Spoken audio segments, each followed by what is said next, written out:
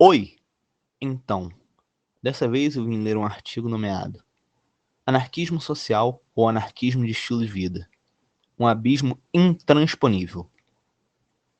Esse artigo tendo sido traduzido e postado aqui no Anarquio, anarquio.net. Então, como eu sempre digo aqui no canal, sem mais delongas, começar a leitura desse artigo. Autonomia individual e liberdade social. Por cerca de 2 séculos, o anarquismo, um corpo extremamente ecumênico de ideias anti-autoritárias, desenvolveu-se na tensão entre duas tendências basicamente contraditórias: um comprometimento pessoal com a autonomia individual e um comprometimento coletivo com a liberdade social.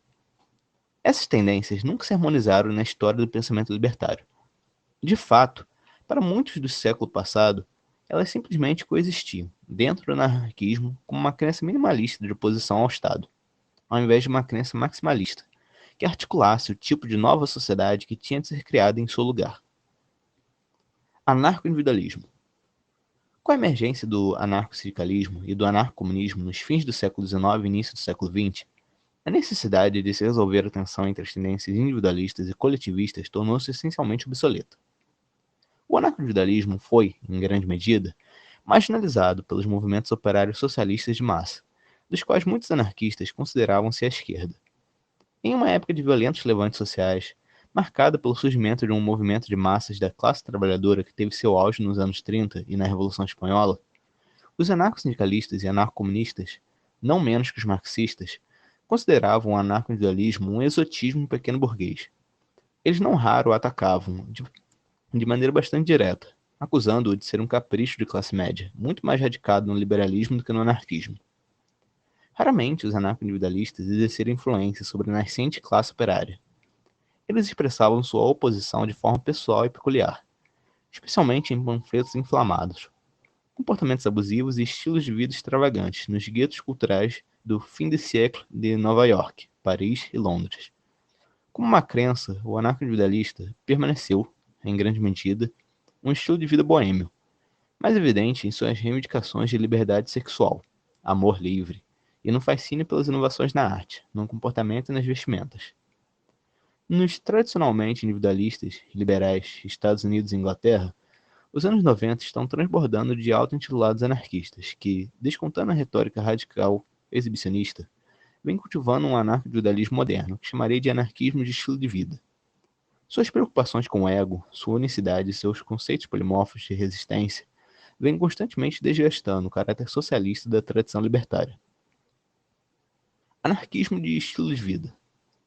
Num sentido bastante concreto, eles, os anarquistas de estilo de vida, não são mais socialistas, defensores de uma sociedade libertária comunalmente orientada, e abstêm-se de qualquer comprometimento com um confronto social organizado e pragmaticamente coerente contra a ordem existente.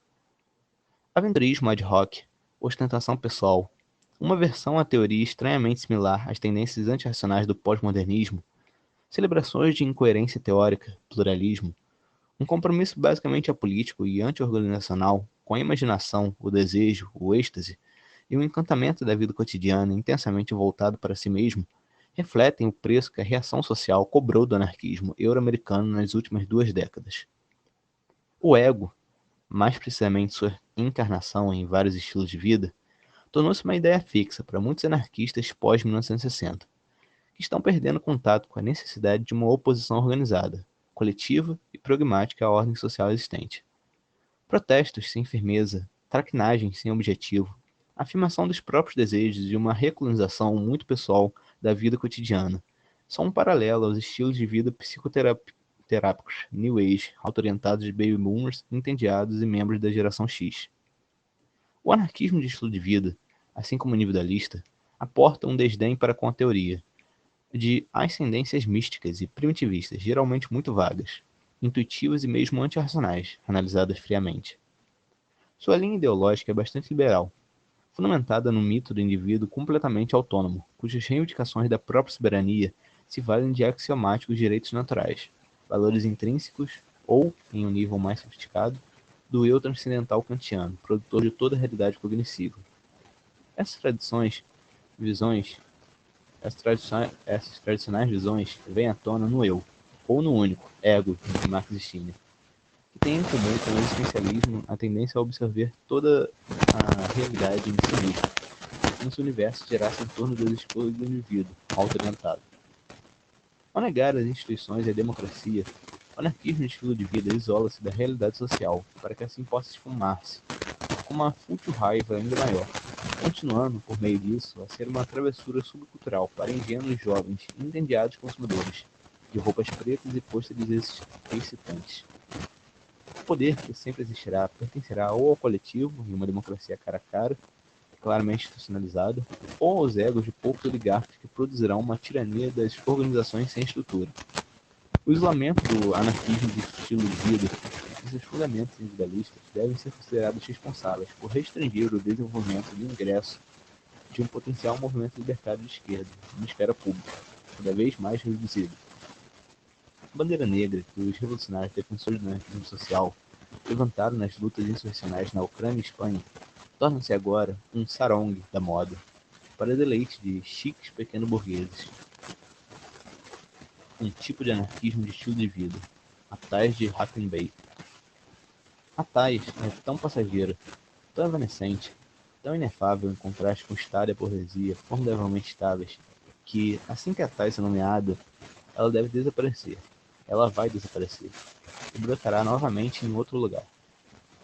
A Thais, de fato, não é uma revolta, mas sim uma simulação, uma insurreição igualmente vivida na imaginação de um cérebro juvenil, uma retirada segura para a irrealidade. Entretanto, Bey declama: nós a recomendamos, Thais, pois ela pode fornecer a qualidade do enlevamento, sem necessariamente levar à violência e ao martírio. Mais precisamente, como um happening de Andy Warhol, a Thais é um evento passageiro, um orgasmo momentâneo, uma expressão fugaz da força da vontade, que é de fato uma evidente impotência em sua capacidade de deixar qualquer marca na personalidade, subjetividade ou mesmo na autoformação do indivíduo, e menos ainda em modificar eventos ou a realidade. A burguesia não tinha nada a temer com essas declamações de estilo de vida, com a sua aversão pelas instituições, organizações de massa, sua orientação amplamente subcultural, sua decadência moral, sua celebração da transitoriedade e sua rejeição de programas. Esse tipo de anarquismo narcisista é socialmente inócuo e, com frequência, meramente uma válvula segura para o descontentamento com a ordem social dominante. Com Bey, o anarquismo de estilo de vida foge de toda militância social, significativa e do firme compromisso com os projetos duradouros e criativos, quando se dissolve nas queixas, no niilismo pós-modernista e na confusão, o senso nietzschiano de superioridade elitista. O preço que o anarquismo pagará se permitir que este absurdo substitua os ideais libertários do período anterior será enorme. O anarquismo egocêntrico de Bey, com seu afastamento pós-modernista em direção à autonomia individual, às experiências limites Foucaultianas e ao êxtase neo-situacionista, ameaça tornar a palavra anarquismo política e socialmente inocente, uma simples moda para o gozo dos pequenos burgueses de todas as idades. Anarquismo social. Até hoje, os anarquistas não criaram nenhum programa coerente, nem uma organização revolucionária para proporcionar uma direção ao descontentamento de massa que a sociedade contemporânea está criando. O anarquismo social, ao meu ver, é feito de uma essência fundamentalmente diferente, herdeira da tradição iluminista, com a devida consideração aos seus limites e imperfeições. Dependendo de como se define a razão, o anarquismo social celebra a mente humana pensante, sem de forma alguma negar a paixão, o êxtase, a imaginação, o divertimento e a arte. Contudo, ao invés de materializá-las em categorias nebulosas, ele tenta incorporá-las na vida cotidiana. O anarquismo social está comprometido com a racionalidade, embora se oponha à racionalização da experiência, com a tecnologia, embora se oponha à mega-máquina, com a institucionalização social, embora se oponha ao sistema de classes e à hierarquia, com uma política genuína, baseada na coordenação confederal de municipalidades ou comunas, pelo povo, com democracia direta, cara a cara, embora se oponha ao parlamentarismo e ao Estado. Essa comuna das comunas, para utilizar um slogan tradicional das revoluções anteriores, pode ser indicado de maneira apropriada como sendo comunalismo. No entanto, os oponentes da democracia como sistema, ao contrário, descrevem a dimensão democrática do anarquismo como uma administração majoritária da esfera pública. Consequentemente, o comunalismo busca a liberdade, ao invés da autonomia, nesse senso que eu a contrapus. Ele rompe categoricamente com o ego boêmio, liberal, psico-pessoal stirneriano, por este ser um soberano encerrado em si mesmo, afirmando que a individualidade não emerge ab novo, enfeitada no nascimento com direitos naturais, e vê a individualidade, em grande medida, como trabalho em constante mudança do desenvolvimento social e histórico, um processo de autoformação que não pode ser petrificado pelo biologismo nem preso por dogmas limitados temporariamente. A democracia não é antiética ao anarquismo. O critério de decisão pela maioria e as decisões não consensuais também não são incompatíveis com uma sociedade libertária. O aspecto mais criativo do anarquismo tradicional é o seu comprometimento com 4 princípios básicos: uma confederação de municipalidades descentralizadas, uma firme oposição ao estatismo, uma crença na democracia direta e um projeto de uma sociedade comunista e libertária. Em resumo, o anarquismo social deve afirmar, resolutamente, suas diferenças com o anarquismo de estilo de vida. Se o movimento social anarquista não pode traduzir seus 4 princípios, confederalismo municipal, oposição ao estatismo, democracia direta e, finalmente, o comunismo libertário, em uma viva prática, em uma nova esfera pública, se esses princípios se enfraquecem como suas memórias de lutas passadas em declarações e encontros cerimoniais, pior ainda, se eles são subvertidos pela indústria do êxtase libertário e pelos teísmos asiáticos quietistas, então seu centro socialista revolucionário terá de ser restabelecido sob um novo nome. Certamente, já não é mais possível, do meu ponto de vista, chamar alguém de anarquista sem adicionar um adjetivo qualificativo que o distingue dos anarquistas de estilo de vida. Minimamente, o anarquismo social está radicalmente em desacordo com o anarquismo que é focado no estilo de vida, a invocação neocetacionista ao êxtase e à soberania do ego pequeno burguês, que cada vez contrai-se mais.